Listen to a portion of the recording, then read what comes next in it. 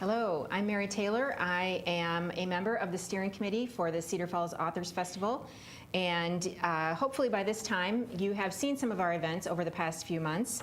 We have been hosting more than 25 events. We began in May and will be running through May of 2018, showcasing the 5 best-selling authors from Cedar Falls who wrote here, who had significant impact in our community, and have left a lasting literary legacy here. And we've been sharing a lot of information about them the past few months. We did a program earlier in the summer focusing on Ruth Sukow, on Nancy Price, and on Robert James Waller. And today we're going to spend some time talking about James Hearst, Best Reader Aldrich, and a little bit of time on Herb Hake. I have some guests here today. We're going to be talking with Rosemary Beach and Scott Coelty, who are both members of our steering committee, and over time have become the local experts on several of our authors. So thank you for being here today. Rosemary, why don't you give us a kind of a little synopsis of how this Authors Festival came to be?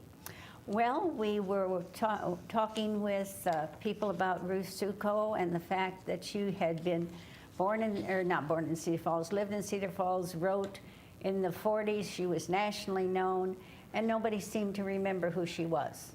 And so there is a Ruth Sukow Society, and as we thought about that, we thought about other authors that were here, and Barbara Lounsbury went out and checked that out on the computer, and we discovered we had 5 nationally known authors that had been part of Cedar Falls history, and a couple of them aren't really known that well.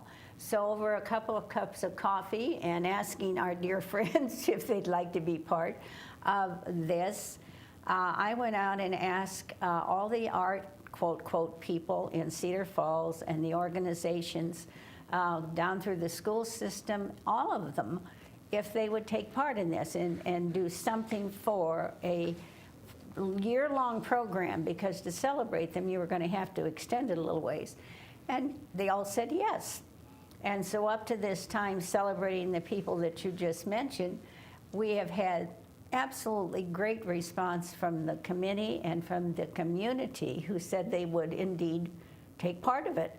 So we think we have a good thing going. We think we are educating the community on authors that were important in their time and should not be forgotten. Who are some of those arts organizations that have been involved, and what are some of the things that we've done to date? Well, we were just at the Regent Theater for a brand new play, and so that's playwriting.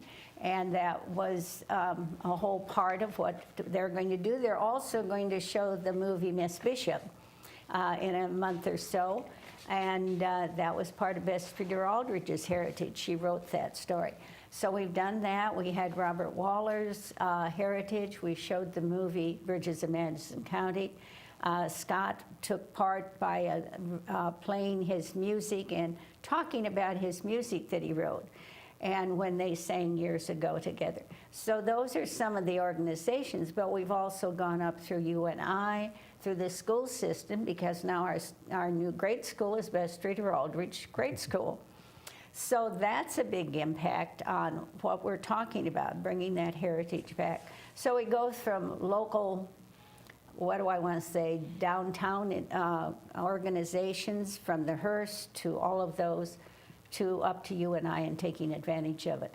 And they're taking advantage of it. I think, and I've said this many times as we've talked about the festival over the last few months, I think one of the most useful things that has come out of the whole project is really the cross-collaboration between university folks, university entities, faculty members, and the community organizations. They're getting to know each other, they're doing joint projects, they're just creating some nice networking opportunities and really taking advantage of all the resources that we have in both the campus and the community.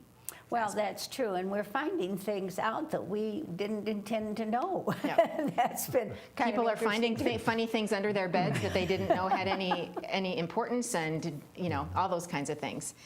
We also have been very fortunate to receive a grant from the Saul and Joan Diamond Community Enhancement Fund of the Cedar Falls Community Foundation, And that grant has allowed us to do a lot of the marketing and build a website and just create a lot of awareness of our 5 authors and also promote our events and really generate interest in those.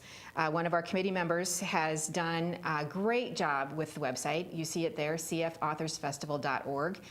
It focuses on the 5 main authors, but there are other bibliographies, photos, examples of their writing, the calendar of events, links to other resources about those authors, other things they wrote, just really a wealth of information. And that website can go on into the future, and we can continue to add to that as we become more aware of things connected to our authors. Also on that author's website is an opportunity on the homepage. If you are an author or you know an author that may not be very visible in our community yet, but they should be, there's an opportunity there to submit that information on that, and we're creating a lasting database of local authors. So take a look at that website and fill out that information if you are one of those authors. September brings us to James Hearst, our 4th author that we're focusing on. Scott, can you give us some background on James Hearst? Sure. Well, he was a man of the land. He was born in Cedar Falls in 1900 and basically a farmer, born as a farmer on a farm. And then when he was 19, had just come back from World War I, he dove into the Cedar River, which had really silted in a hole that was a diving hole the year before, and broke his neck, fractured his neck. And he spent the rest of his life until 1983. He lived a long time in a wheelchair.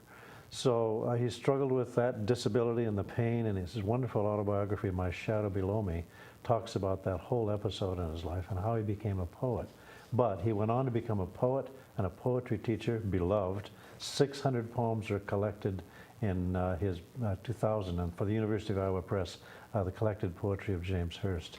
So he's become well known and more well known. He's studied more and more, he's performed quite a bit, and he's really quite a presence in the Cedar Falls literary community, even though he died a long time ago now.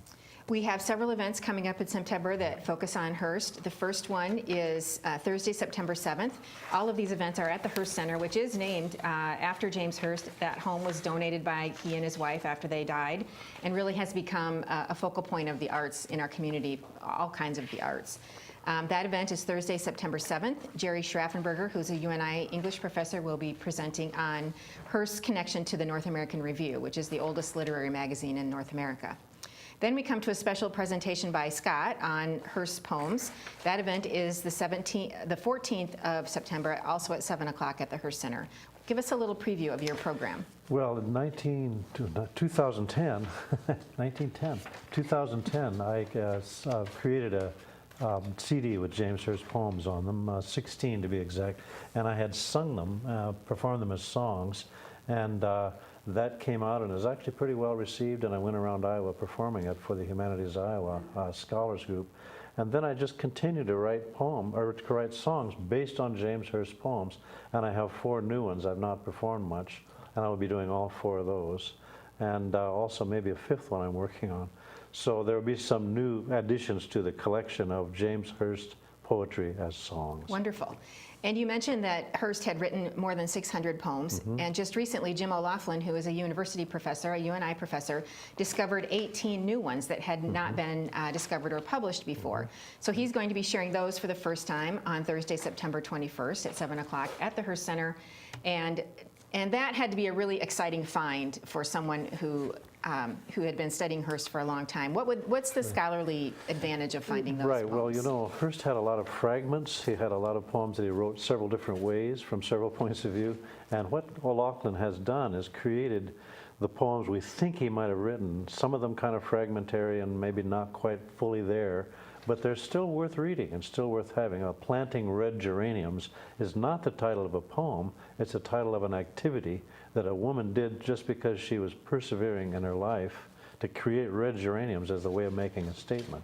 So Red Geraniums becomes kind of a way of looking at how Hearst kept thoughts in his mind and kept putting that idea in several other poems. So it's a really interesting approach to Hearst, a theme that appears in several poems. All right, I'm looking forward to that. Again, all of those events are at cfauthorfestival.org.